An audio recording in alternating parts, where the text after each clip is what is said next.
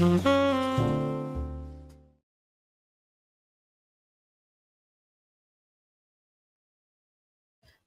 shalom semua.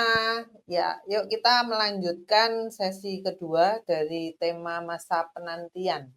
Ya, teman-teman. Kemarin kita sudah mendengar sedikit, mengulang saja, sedikit aja, bahwa masa penantian itu masa apa sih? Kenapa bisa kita itu ada di titik masa penantian ini gitu loh. Itu karena ada 3 hal yang kemarin saya sampaikan, yaitu masalah keinginan kita ya kan, keinginan kita yaitu segala sesuatu yang pengen kita dapat gitu kan. Nah, keinginan, mimpi, dan harapan. Ya, kemarin saya sampaikan keinginan, mimpi, dan harapan. Itulah yang membawa kita pada fase di mana masa penantian itu gitu. Nah, keinginan kemarin saya bahas bahwa di dalam sebuah keinginan kita harus tahu patoknya, kita harus tahu batasnya. Jangan sampai kita terus mengejar, mengejar, mengejar sampai akhirnya kita itu masuk tenggelam di dalam segala keinginan dunia. Ya kan? Harus ada batasnya. Dan yang poin kedua dari materi keinginan kemarin saya katakan bahwa jangan lupa dalam doa kita, dalam permohonan kita kepada Tuhan, jangan lupa untuk selalu mensyukuri apa kondisi kita saat ini loh. Bersyukur bukan berarti wah memperoleh sesuatu dulu baru kita itu bisa bersyukur. Bahkan saat kita belum memperoleh apa yang kita inginkan, kita harus tetap bersyukur. Karena kita masih bisa pakai baju, ya kan? Masih bisa makan, ya kan? Hal-hal sederhana masih bisa bernafas. Mungkin kalau kita mau nganggap sepele ya, alah masa gitu aja kita itu harus bersyukur. Nah, kita akan belajar rasanya kita perlu touring ke rumah sakit gitu loh. Kita lihat gimana orang yang susah nafas, ya kan? Gimana orang yang makan tidak bisa makan gini tapi harus diselang, ya kan? Terkadang sesuatu yang biasa sudah kita alami, sesuatu yang biasa kita jalani, kita menganggap bahwa sesuatu itu, kita mengabaikan itu semua. Karena kita lebih melihat bahwa sesuatu yang spektakuler, sesuatu yang luar biasa, ya kan? Itu yang membuat kita itu bisa bersyukur. Padahal tidak. Justru kehidupan kita, keadaan kita, mau baik buruknya keadaan kita, tetap saat doa, saat memohon segala sesuatu, jangan lupa kita harus dengan mengucap syukur. Gitu. Kemarin saya menyelipkan sebuah ayat di Filipi 4 ayat 6 bahwa janganlah hendaknya kamu khawatir tentang apapun juga, ya kan? Tetapi nyatakanlah dalam segala hal keinginanmu kepada Allah dalam doa dan permohonan dengan ucapan syukur. Jadi dua hal itu yang kemarin saya sampaikan ditambah dengan yang terakhir, poin terakhir mengenai harapan. Setiap kita punya harapan, harus berharap. Berharapnya pada siapa? Berharapnya pada Tuhan. Mengandalkan siapa? Mengandalkan Tuhan. Karena ketika kita mengandalkan Tuhan, kita melekat pada pokok anggurnya, melekat pada sumbernya. Maka kita seperti tanaman yang ditanam di tepi aliran air. Kita mengalami masa kering. Masa itu pasti ada masa kering. Tetapi di saat kita mengalami masa-masa seperti itu tidak dikasih rasa khawatir di dalam diri kita. Kita tetap bisa melanjutkan hidup, kita tetap bisa menghasilkan buah yang dapat dinikmati sekeliling kita. Tadi kelewat di poin kedua mengenai mimpi bahwa setiap orang punya mimpi dan mimpinya kita itu sendiri-sendiri. Tidak bisa kita itu memaksa orang lain untuk mempercayai mimpi kita. Jadi berjalanlah dengan mimpi yang Tuhan kasih buat kita. Tetap pegang teguh. Tidak banyak orang yang bisa mengerti mimpi kita. Tidak banyak orang bahkan bisa disalahartikan mimpi kita. Kemarin kita belajar dari Yusuf sedikit. Tetapi tetaplah percaya dan jeli melihat setiap tanda yang Tuhan kasih dalam kehidupan kita. Nah, teman-teman, di sesi kedua ini kita mulai masuk belajar masa penantian ini harus kita isi, harus kita lalui dengan bagaimana sih gitu loh. Kita harus melalui masa penantian ini tuh apa yang harus kita kerjakan? Apa yang harus kita perhatikan? Nah, kita pada sesi 2 ini kita lihat dan mau belajar dari 10 gadis yang tercatat di Alkitab ya. Saya minta tolong untuk Ferdi membacakan di ayatnya tadi di mana Matius ya. Matius 25.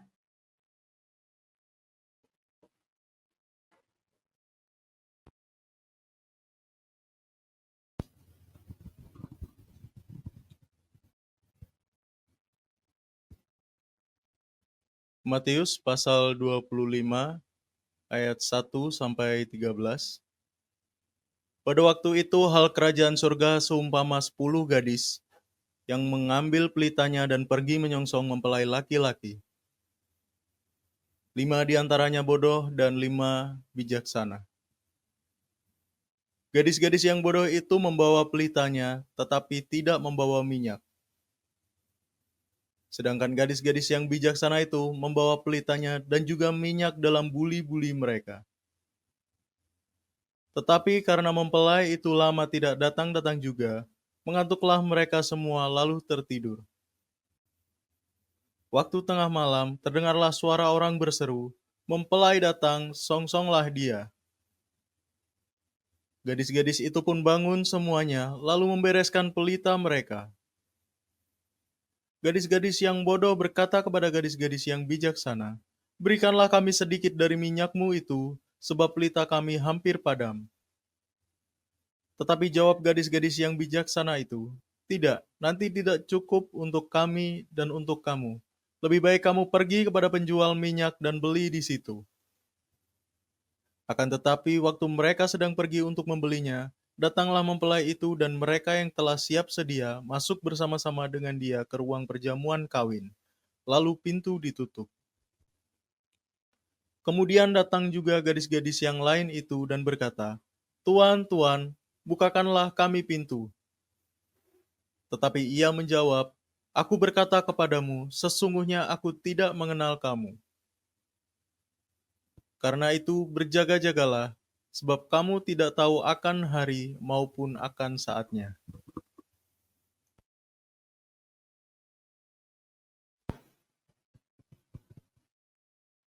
Ya, sudah dibacakan di Matius 25 ayat 1 sampai 13 tadi bahwa hari ini kita akan belajar dari 10 gadis yang diceritakan di Matius 25 ini gitu. Nah, kita tampilkan dulu ayat pertama bahwa ada empat hal yang kita perhatikan ya di Matius 25 ayat 1. Pada waktu itu hal kerajaan surga seumpama 10 gadis yang mengambil pelitanya dan pergi menyongsong mempelai laki-laki. Teman-teman, kalau kita lihat ayat ini yang digarisbawahi adalah hal kerajaan surga, ya kan? Itu yang pertama. Habis itu 10 gadis, yang kedua, yang ketiga pelita, dan yang keempat mempelai laki-laki.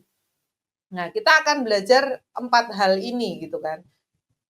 Pada waktu itu hal kerajaan surga. Hal kerajaan surga, jadi ada 4 tadi yang saya katakan, hal kerajaan surga, 10 gadis, pelita ya kan, dan mempelai laki-laki. Kita sudah tahu lah ini, kalau saya mau menjabarkan satu-satu, teman-teman pasti sudah langsung klik paham gitu loh. Hal kerajaan surga itu tentang apa sih? Ya segala sesuatu yang bentuknya bukan duniawi, tapi segala sesuatu yang bentuknya alam roh ya kan. Kan di Matius 6 ayat 33 dikatakan, "Carilah dulu kerajaan Allah dan kebenarannya, maka segala sesuatunya akan ditambahkan kepadamu." Ya kan? Jadi hal kerajaan surga ini kita tidak mengejar dunia. Tetapi yang kita utamakan adalah kedekatan kita itu sama Tuhan. Carilah dulu kerajaan Allah dan kebenarannya. Berarti kita disuruh nyari apa? Nyari Tuhan. Tuhan maumu itu apa? Maumu itu aku gimana? Jadi di masa penantian ini sebenarnya adalah masa, kenapa dikatakan di sebuah lagu masa penantian? masa paling indah ya kalau enggak salah saya liriknya. Bahwa di masa penantian ini adalah masa-masa di mana kalau kita menjalaninya dengan benar, itu adalah masa-masa di mana kita itu paling dekat sama Tuhan. Karena apa? Kita cari apa maunya Tuhan. Kita cari mengejar kebenaran Tuhan. Nah, hal kerajaan surga ini menyatakan bahwa segala sesuatu yang berhubungan dengan keinginan Tuhan, mimpi dari Tuhan. Dan tentunya yang saya bahas di sesi pertama kemarin, harapan. Apakah Tuhan itu tidak punya harapan? Apakah Tuhan tidak punya mimpi? Apakah Tuhan tidak punya keinginan untuk anak-anaknya? Pasti punya. Tetapi Tuhan pun sudah tahu langkah apa yang akan kita ambil ke depan. Tuhan tahu enggak? Tuhan sangat tahu pribadi kita seperti apa. Proses demi proses yang harus kita jalani itu sebagai bentuk, ya orang kalau mau bilang ujian lah, ya kan. Kalau kita gagal, ya akan diproses dengan hal yang sama lagi sampai kita itu lulus. Semua kita berproses dengan bidang kita masing-masing. Kelemahan kita apa sih? Nggak bisa ngatur keuangan. Nggak bisa ngatur waktu. Apalagi? Banyak hal kekurangan kita. Bahkan yang bisa mengarah pada kejatuhan atau dosa. Kita tahu. Itu kenapa ketika kita dikatakan kita mengejar hal kerajaan surga, mengejar kebenarannya, semakin tampak. Berulang kali diajarkan di Smart People, setiap program yang ada, spirit yang ada di Smart People ini bahwa ketika kita semakin dekat sama Tuhan, kita mengejar Tuhan, mengejar kebenarannya, maka yang namanya kejelekan kita, bayangan gelap kita, itu akan kita tahu kok, akan nampak kok. Kita tahu kelemahan kita. Justru karena kita tahu kelemahan kita tahu kebenarannya, maka kita tahu cara untuk menanggulangi kelemahan kita itu. Kita tahu cara untuk supaya aku enggak jatuh, aku itu enggak boleh melakukan ini loh. Supaya bayangan gelap itu tidak menutupi segala terang, segala kebenaran yang sudah saya lakukan sampai titik saat ini, aku enggak boleh melanggar ini loh, patok ini loh. Nah, jadi yang poin pertama yang saya katakan bahwa pada waktu itu hal kerajaan surga itu berbicara tentang semua kebenaran-kebenaran yang harus kita pegang di dalam masa penantian kita. Bukan sekedar kita menanti tidak melakukan apa-apa. Justru di saat menanti kita semakin dekat, kita semakin mengerti kelemahan kita itu apa, kita semakin mengerti kita itu harus berbuat seperti apa, kita semakin dekat sama Tuhan. Yang membuat kita itu paham bahwa, oh di masa penantian ini aku harus gini loh, saatnya aku diem, aku akan diem. Saatnya aku harus mengerjakan ini dan itu, ya aku akan mengerjakan. Saatnya di saat kondisi sedang seret pun, saya harus tetap berbagi buah, ya kan? Kan dikatakan kemarin kita belajar sama-sama bahwa dalam sebuah harapan itu, bahwa ketika kita berharap mengandalkan Tuhan, maka kita seperti tanaman yang selalu berbuah. Buah itu harus bisa dinikmati orang di sekitar kita, sekeliling kita. Ketika buah itu kita tidak mau menyalurkannya, ketika buah itu kita tidak mau menjadi berkat buat orang lain, maka buah-buah kehidupan yang ada di dalam diri kita itu akan busuk, teman-teman. Saya ingat sekali ketika berulang kali ketika saya mengenal awal pelayanan ini itu, saya selalu dikasih masing-masing setiap kita lah, orang-orang yang baru awal bergabung itu kita sempat shock, jangan dibuat shock, dibuat kaget. Karena apa? Nggak perlu waktu yang lama untuk kita itu bisa berbagi firman. Join baru ya 2 minggu, 3 minggu kita join, kita langsung disiapkan untuk ayo bicara, ayo bersaksi, ayo bagi firman. Dari awal kita ikut selalu menujunya itu ke sana. Masing-masing setiap kita, setiap member dari Smart People itu didorong untuk bersaksi, berbagi firman, jadi berkat.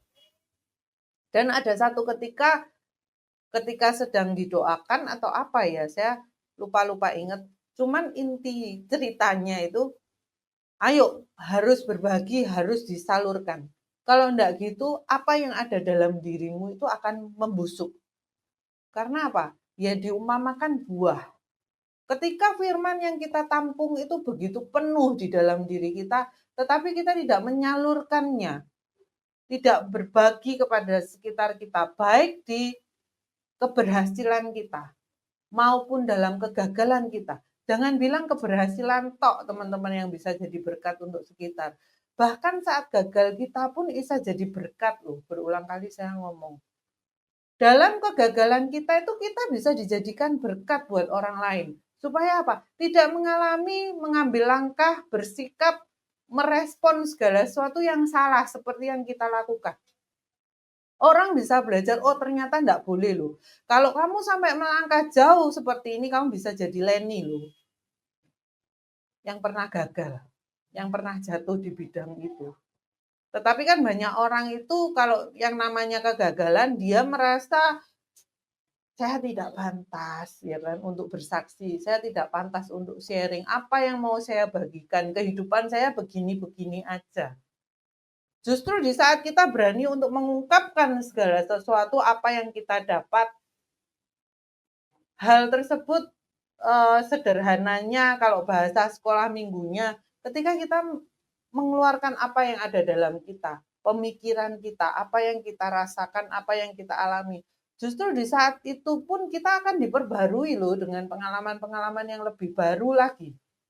Bukan cuma stuck di mati hidup itu di puji Tuhan hari ini saya bisa makan. Puji Tuhan pas butuh pas ada. Puji Tuhan kemarin itu listrik saya itu tokennya itu habis ya kan. Terus ada seorang dikirimkan untuk mengisi token saya. Bukan sekedar itu, teman-teman. Saya tidak merendahkan ya kesaksian seperti itu. Kesaksian itu luar biasa. Tetapi ketika kita mau naik step lagi, naik tingkat lagi, kita akan mengerti kedalaman bersama Tuhan itu seperti apa. Bagaimana kita itu dicueki sama Tuhan. Bagaimana ketika kok aku ngerasa ndak enak ya tiba-tiba. Kok ada yang kurang ya? Apa oh ya? Nah di saat seperti itu mau ndak mau kita berdoa. Tuhan yang salah apa? Yang keliru apa? Gimana kita Tuhan itu membawa kita untuk semakin dekat. Satu langkah semakin dekat, bukan sekedar kesaksian mengenai materi segala sesuatu yang bisa kita dapat, yang bisa kita lihat. Tetapi sesuatu yang mengisi kita ini loh. Itulah yang dikatakan hal kerajaan surga, teman-teman. Bukan materi, tetapi kepenuhan yang ada di dalam diri kita ini loh. Yang tidak bisa diisi dengan yang namanya dunia isi itu. Kamu bisa bergelimang harta. Kamu bisa bolak-balik luar negeri. Kamu bisa beli apapun yang kamu mau. Tetapi pertanyaannya, apakah kamu bahagia? Beberapa saat lalu saya ketemu kakak rohani. Oh, dia bisa lebih unggul. Dia ngobrol sama saya. Orang itu bisa unggul, Nong.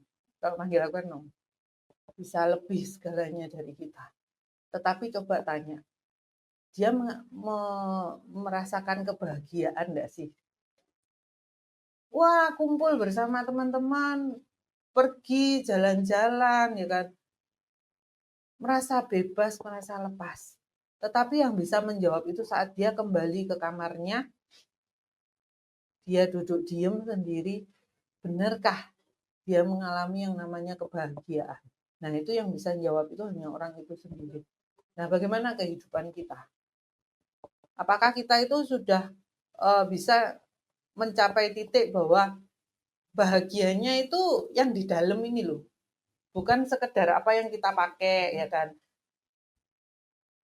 Kemana kita bisa pergi, brand apa yang kita tempelkan di dalam apapun yang kita gunakan. Tetapi hati kita ini loh, Itulah yang diumpamakan bahwa hal kerajaan surga. Bukan sekedar kita itu mengenal Tuhan tanpa melakukan apa-apa, tetapi kita mengenal Tuhan disertai dengan kesiapan, disertai dengan yang namanya kewaspadaan.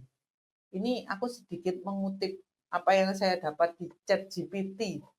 Sekarang kita mau nyari materi khotbah apapun ada, teman-teman. Tinggal search saja keluar semua. Jadi masalah kerajaan surga itu bukan sekedar kita mengenal Tuhan. Bukan sekedar, wah saya memperoleh keselamatan, ya dan amin, kita itu diselamatkan. Tetapi lebih dari itu bahwa apakah kita sudah mengerjakan keselamatan yang sudah kita peroleh. Atau sekedar, ya aku anak Tuhan, aku kenal Tuhan, tiap minggu ke gereja, doa malam datang, doa puasa ikut, ya kan. Segala sesuatu yang berbau rohani kita ikuti semua. Tetapi apakah itu masuk ke dalam hati kita? Apakah kita mengerjakan itu? Atau hanya jadi orang gereja aja? Atau hanya sekedar menjadi orang yang beragama Kristen? Hanya menjadi orang yang dikenal sebagai, oh pelayan Tuhan, oh pendeta, oh anak Tuhan.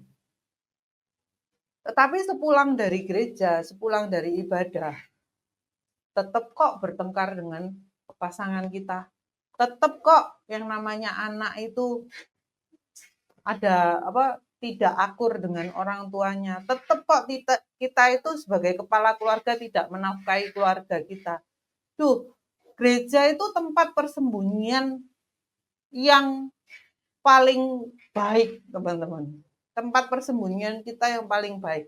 Ketika saya ditegur, teman-teman. Ketika ini kan kami, saya dan kakak rohani saya ini sedang disuruh untuk puasa, teman-teman. Puasanya puasa anak-anak lagi, ya kan.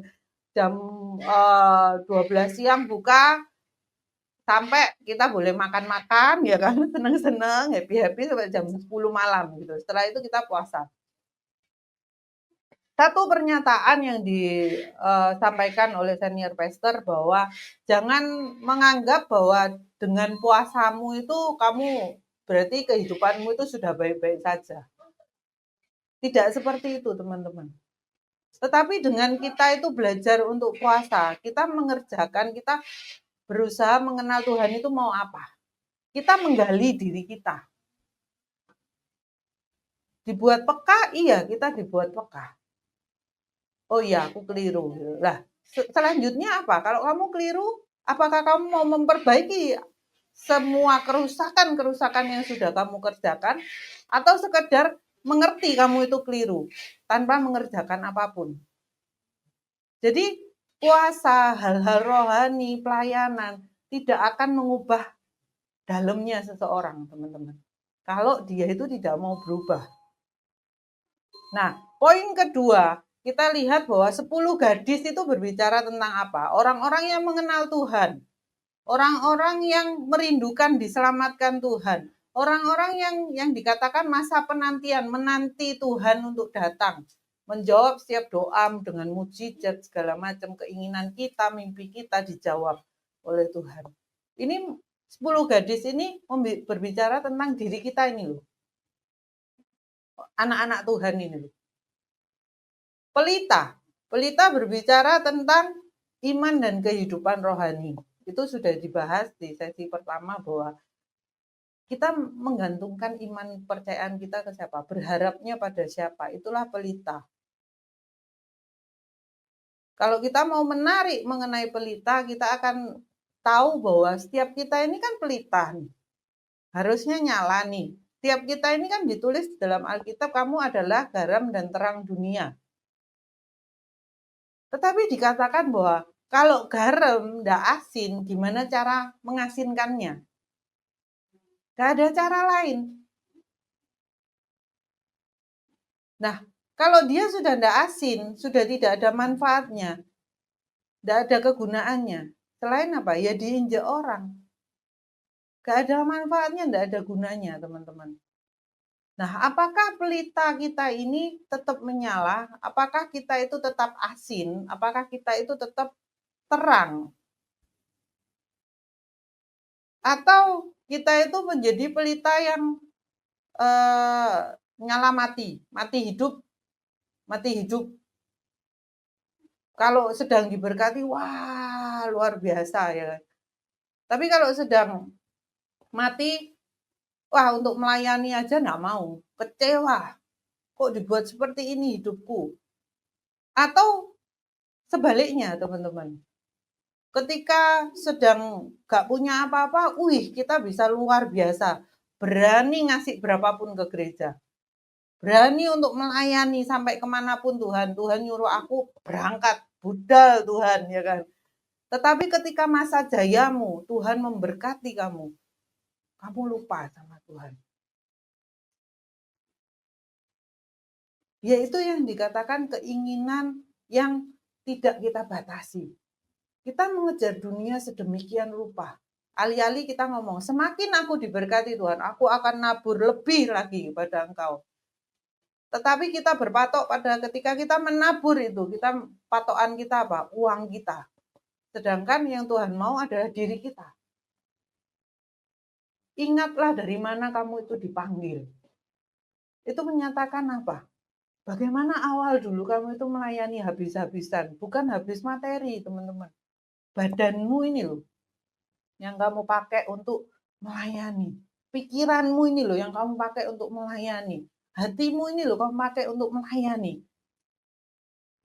Tetapi orang yang sudah berhasil, orang yang sudah besar, semua mulai diukur dengan yang namanya materi. Ketika saya sudah ngasih Tuhan, uang saya sudah saya ngasih 50 juta, 100 juta, 10 juta, 5 juta. Berarti semua sudah beres. Aku sudah melayani Tuhan. Tidak seperti itu, teman-teman. Kenapa dikatakan, kalau teman-teman cek aja di ChatGPT ya, cek aja. Pelita itu berbicara tentang apa sih? Hal kerajaan surga itu berbicara tentang apa sih? Bagaimanapun keadaan kita, kita harus tetap siap, kita harus tetap waspada. Yang lemah, yang sedang tidak punya apa-apa, tetap harus waspada. Kita diserang dengan yang namanya kesombongan. Minder itu sebuah kesombongan loh teman-teman. Saya pernah mengalami fase di mana belum punya apa-apa teman-teman.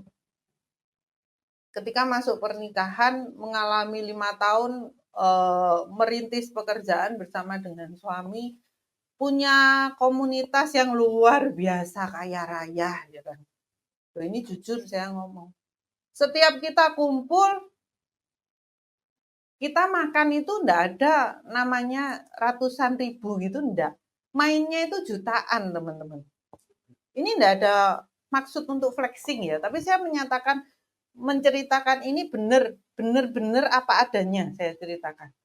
Kita kumpul orang berapa ya itu 10 lebih lah, 15 mungkin. Diajak semua.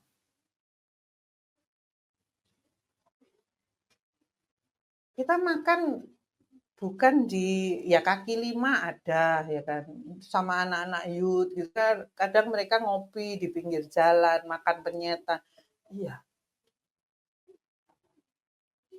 yang membayar ya orang-orang yang mampu. Nah awak-awak ini ya orang yang belum seberapa duit itu masih pas-pasan. Kami dilarang untuk bayar loh. Jangan kamu yang bayar, kita aja yang bayar. Loh, kita pernah mengalami masa itu, minder enggak sih? Loh, kalau cara manusia nih kita ngomong, minder teman-teman. Sana pakai tas merek apa, ya kan? Bajunya seperti apa? Mobilnya itu apa?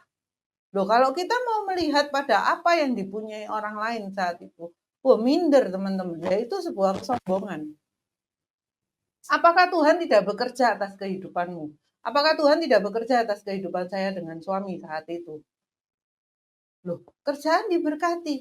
Tetapi kan patokannya bukan sana lebih banyak, saya lebih sedikit.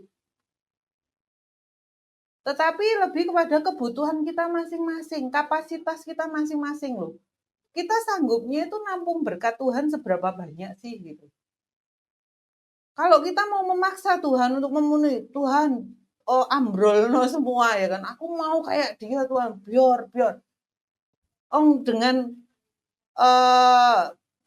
kapasitas kita sekarang yang sudah dipenuhi sama Tuhan, kita aja tidak bisa mengucap syukur, apalagi ketika berkat itu melimpah, berkat itu lebih-lebih. Apa ada sebuah jaminan kita dapat lebih dekat sama Tuhan? Kalau kita itu sibuk membandingkan. Padahal kehidupanmu baik loh, suami istri diproses ya kan. Hubungan dengan anak, hubungan dengan mertua, hubungan dengan orang tua dipulihkan. Loh, itu semua yang harus kita syukuri. Tetapi kita tidak bisa melihat itu, mata kita ditutup dengan yang namanya minder, dengan yang namanya kesombongan. Jadi yang namanya waspada itu bukan cuma untuk yang the have aja. Untuk yang tidak punya pun kita perlu waspada. Kita diserang dengan yang namanya minder, kita diserang dengan yang namanya iri hati. Harus ingat teman-teman, ketika iri hati itu ada, berarti persembahan kita itu ada yang kurang. Kita sibuk melihat orang lain. Kalau untuk yang the have mah waspada itu sudah tidak usah dijelaskan. Ya memang harus waspada. Jangan sampai kekayaanmu, kemapananmu itu menelan kamu. Sehingga kamu tidak bisa melihat. Sehingga kamu tidak bisa mendekat kepada apa? Yang ngasih berkat ini loh. Dan yang keempat adalah tentang mempelai laki-laki. Mempelai laki-laki berbicara tentang hubungan kita sama Tuhan ini. Kita menyambutkan, kita menyediakan, mempersiapkan segala sesuatu untuk ketemu sama Tuhan. Untuk bisa semakin dekat lagi sama Tuhan. Untuk bisa dibawa pulang, bahasa sederhananya masuk surga lah. Ya 4 hal itu yang kita pelajari, hal kerajaan surga, 10 gadis, ya kan? Pelita, dan mempelai laki-laki. Nah, kita next ke ayat kedua dan 2 sampai 4. Kita baca ayat 2 sampai 4.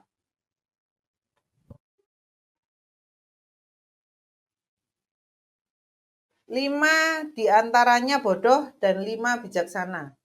Gadis-gadis yang bodoh itu membawa pelitanya tetapi tidak membawa minyak. Sedangkan gadis-gadis yang bijaksana itu membawa pelitanya dan juga minyak dalam buli-buli mereka. Jadi di sini digambarkan, teman-teman sudah hafal harusnya ayat ini ya kan. Ada 5 gadis bodoh, ada 5 gadis bijaksana. Yang bodoh membawa pelita tetapi tidak membawa cadangan minyak. Nah, yang bijaksana membawa cadangan minyak dalam buli-bulinya. Nah, teman-teman, kalau kita mau pelajari ini, harusnya ketika mereka berjalan bersama, si bodoh ini bisa aware toh. Si bodoh ini bisa lihat toh. Loh, gadis-gadis bijaksana ini kok bawa cadangan ya? Aku kok enggak ya? Ya paling aku ngambil dulu. Ya. Harusnya dia memandang sekitarnya. Apa yang terjadi di sekitarnya? Nah, banyak kali tiap kita di masa penantian kita ini, semua kan saat ini itu di masa penantian kita masing-masing. Apa yang kita harapkan? Keinginan apa? Mimpi kita apa? Sampai tadi pagi pun saya itu masih mendapat teguran itu. Mimpimu itu apa?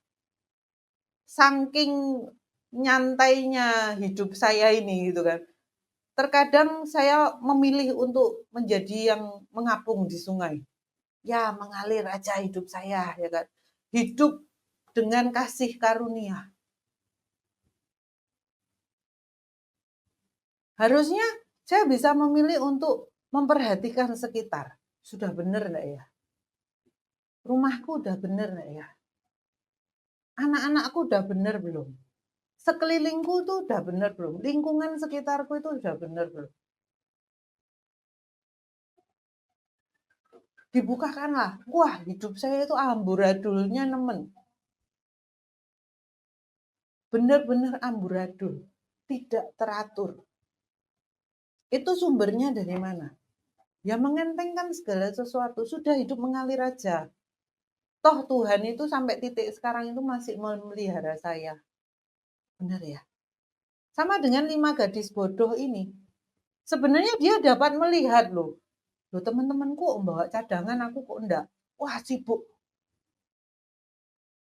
Seharusnya ketika dia menyadari itu, masih ada waktu enggak buat dia itu untuk beli minyak itu. Masih ada waktu teman-teman. Kenapa? Karena di masa penantian mereka, mereka masih sempat tertidur loh. Berarti kan ada jeda waktu yang harusnya mereka bisa pakai itu untuk ngambil minyak cadangan. Tetapi saking tidak pedulinya dengan sekitarnya. Saking dia itu, wah pokok ngelondong wae lah hidup.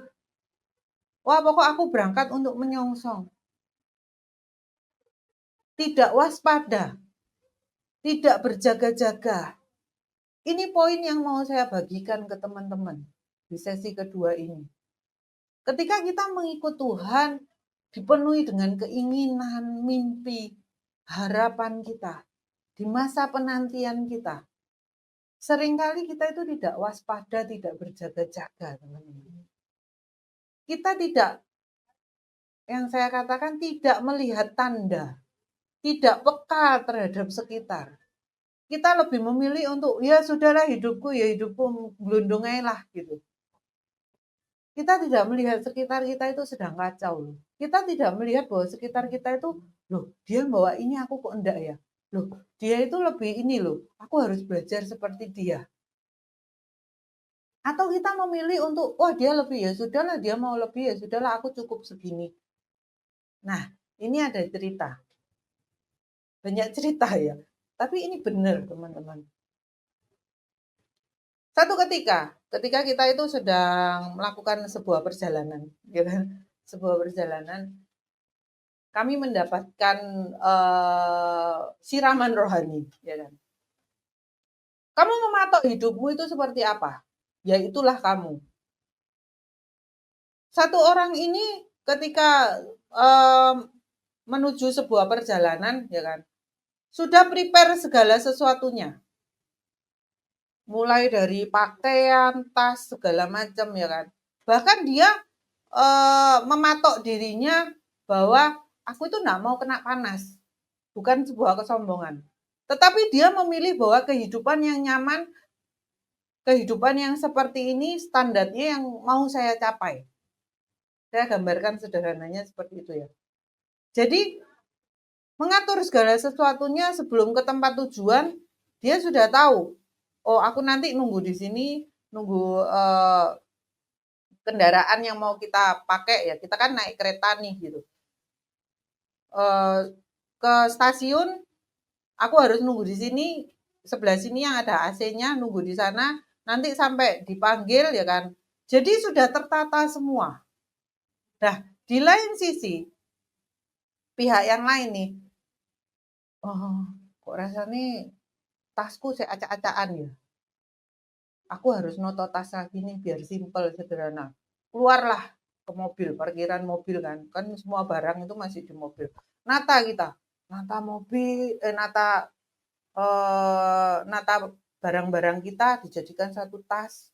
Ya kan? Wah, wis gampang wis ini anu. Balik ke tempat teman yang satunya yang sedang menunggu, dia bersih, dia segar, dia wangi ya kan. Karena apa? Dia matok bahwa aku nggak mau kena panas. Semua sudah tak toto, sudah beres, tinggal berangkat. Nah, di satu sisi itu, oh gak apa-apa lah keringetan-keringetan. Ayo kita ke sana dulu yuk. Jadi mondar mandir, jadi sudah bau keringat, sudah kucel, ya kan, tanpa persiapan.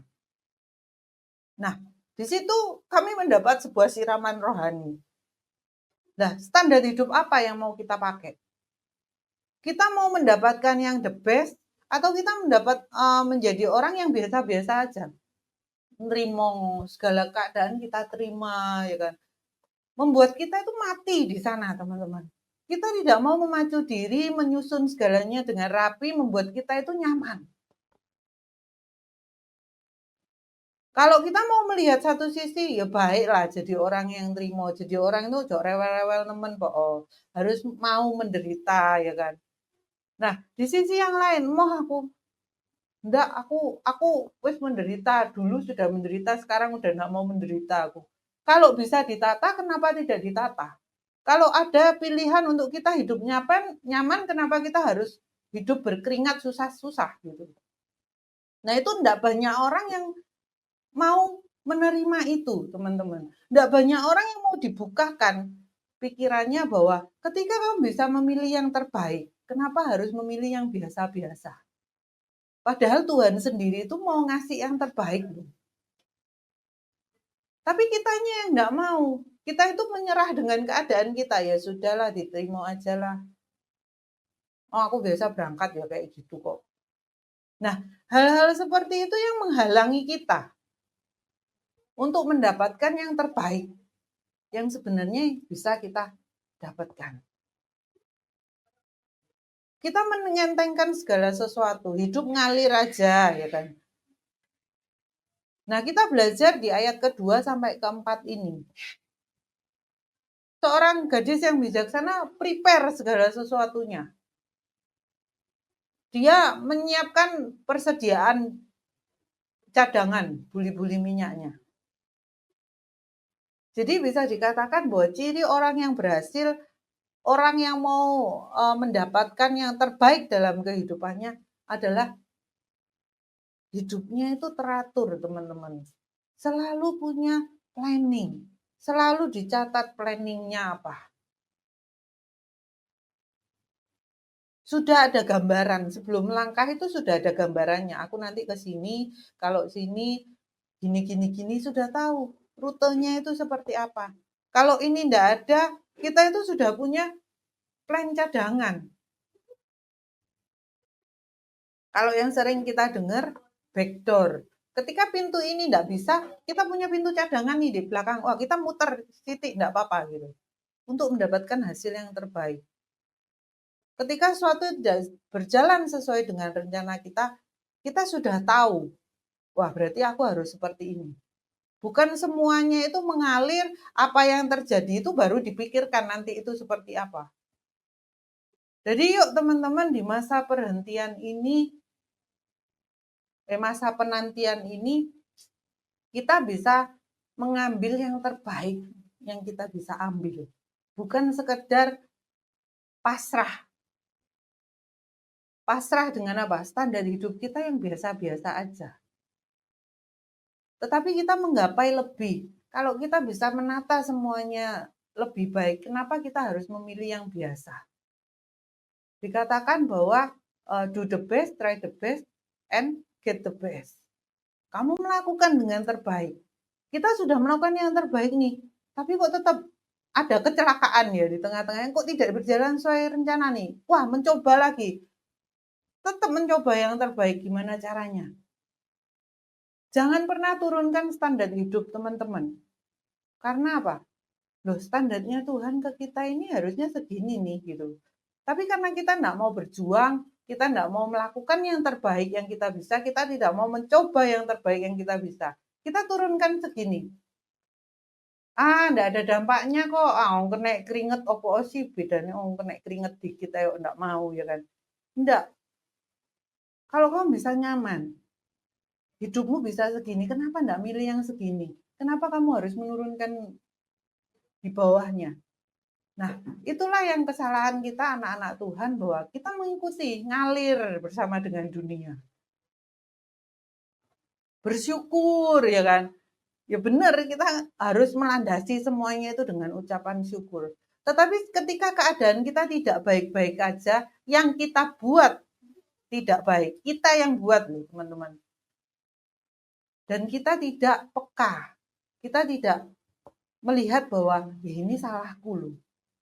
Mengelola kehidupan. Dan kita tutup lapisi itu semua dengan kata-kata mengucap syukur ya, bersyukur masih bisa naik kereta daripada jalan gitu kan. Bersyukur masih punya mobil, bersyukur bla bla bla. Kita tutupi selimuti itu dengan kata-kata syukur. Padahal kita tahu Kita itu kurang berusaha, kurang melakukan yang terbaik, tidak mau mencoba yang terbaik. Kita stuck di sana. Berapa banyak anak-anak Tuhan? Berapa banyak hamba-hamba Tuhan? Berapa banyak pelayan-pelayan Tuhan? Kehidupannya itu stuck. Lagi-lagi teman-teman, firman ini bukan hanya untuk Anda para pendengar, tapi juga untuk saya. Karena saya yang dikoreksi dulu. Itu buka pikiran saya. Ketika pikiran kita terbuka, pikiranku terbuka, oh iya ya, harusnya standarnya segini. Harusnya saya tetap nge-push diri saya. Harusnya saya melihat sekeliling saya. Ternyata kehidupan saya itu berantakan. Tidak berhenti di sana, teman-teman. Ketika kita tahu itu salah, apakah kita mau memperbaiki kesalahan kita itu? Atau sekedar itu hanya pengetahuan buat kita? Untuk saya bagi ini dengan saudara. Saudara tahu dari mana kalau saya sudah memperbaiki kehidupan saya? Kan enggak tahu. Kan saya cuma bagi firman di sini. Masalah saya mengerjakannya atau enggak, ya nanti ujungnya. Saudara bisa melihat kehidupan saya itu seperti yang saya beritakan atau enggak. Benar ya teman-teman? Jadi yuk kita push diri kita. Di masa penantian ini bukan masa yang wah kita leha-leha santai-santai, enggak teman-teman. Justru di masa penantian ini kita itu harus semakin tajam untuk mendengarkan. Semakin tajam untuk melihat segala peristiwa yang terjadi di sekeliling kita. Ada yang salah kita benahi. Ada yang kurang kita coba lagi. Sampai kita memperoleh yang terbaik. Jadi ciri orang berhasil apa nih? Kita sampai di ayat keempat nih. Bahwa keteraturan hidup. Selalu punya planning, cadangan. Kita tidak menurunkan standar kehidupan yang Tuhan kasih dalam kehidupan kita. Tuhan kasih loh. Yang namanya nyaman, teratur, semua Tuhan kasih. Tetapi saking lontongnya kita ini, kita turunkan standar Tuhan itu. Nerimo bahasanya, legowo ya kan. Kalau kita pakai bahasa itu kan rasanya baik dan positif. Tetapi tidak seperti itu teman-teman. Kita akan mati dan hanyut dalam kesombongan kita. Kesombongan apa? Tidak mau berubah. Tahu salah, tahu pikiran ini sudah dibuka nih, salahnya apa. Tapi kita tidak mau berubah, melangkah untuk berubah. Nah, kita lanjut sedikit di ayat kelima.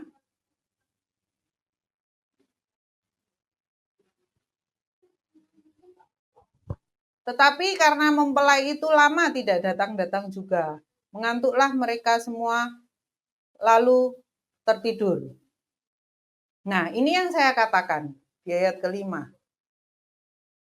Seandainya gadis bodoh ini bisa aware, perhatian dengan sekelilingnya.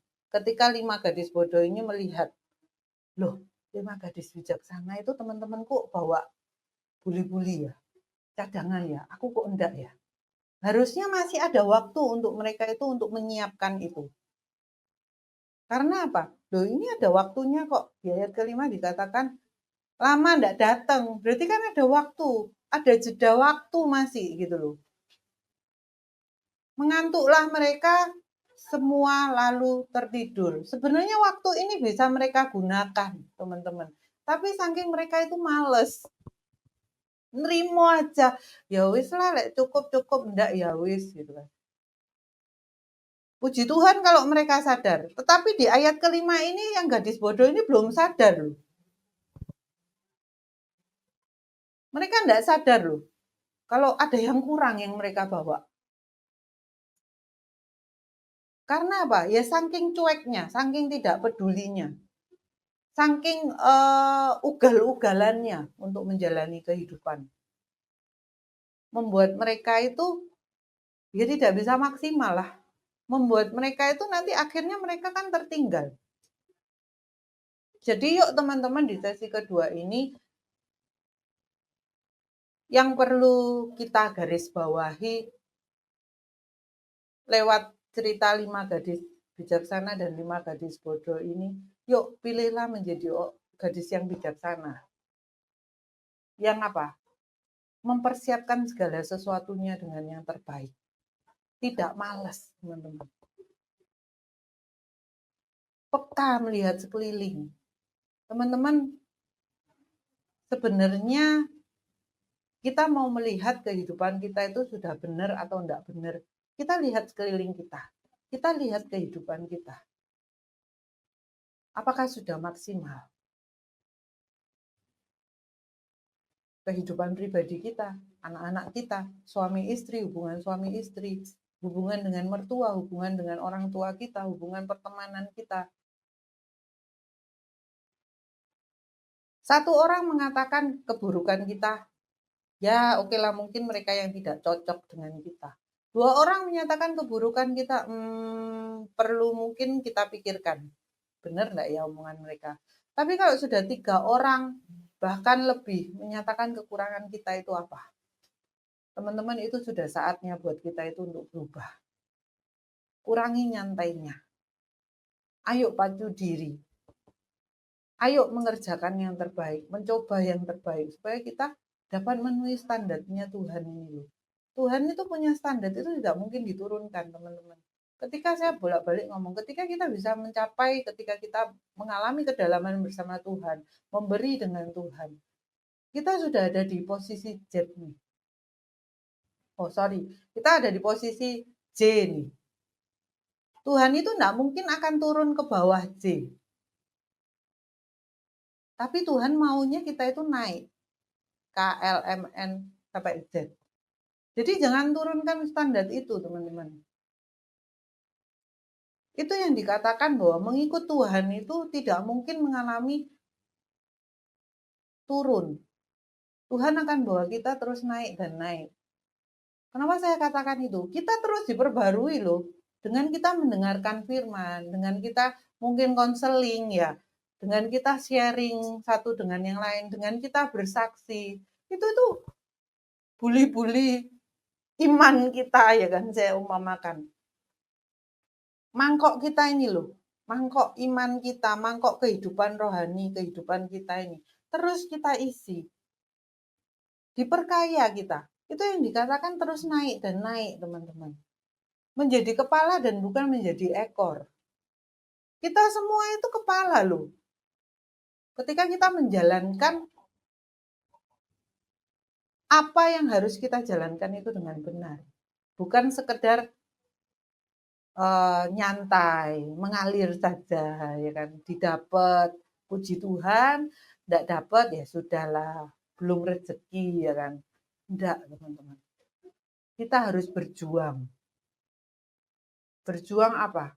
Keinginan daging itu, wah tebel teman-teman. Kalau kita mau ngikuti keinginan daging, wah kuat sekali teman-teman. Tapi kan kita harus menyangkali itu semua. Enak enggak? Ya enggak enak lah. Banyak yang harus kita korbankan. Waktu, kenyamanan, semua itu harus kita korbankan. Tetapi di masa penantian itu yang harus kita kerjakan. Berjaga-jaga. Push diri kita. Perkaya diri kita. Dengan apa? Segala hal yang rohani. Yang harus kita kerjakan. Ingat loh teman-teman, iman tanpa perbuatan pada hakikatnya mati. Yang dikatakan bahwa tunjukkanlah imanmu dari perbuatanmu. Bukan sekedar beriman tanpa melakukan apapun. Beriman dengan trimo ae. Nasibmu memang segitu aja. Itu saja teman-teman yang mau saya bagikan di sesi kedua ini. Kita akan lanjut besok dengan firman yang sama. Dan kita lihat nanti firman selanjutnya apa. Ya, Tuhan Yesus memberkati. Shalom.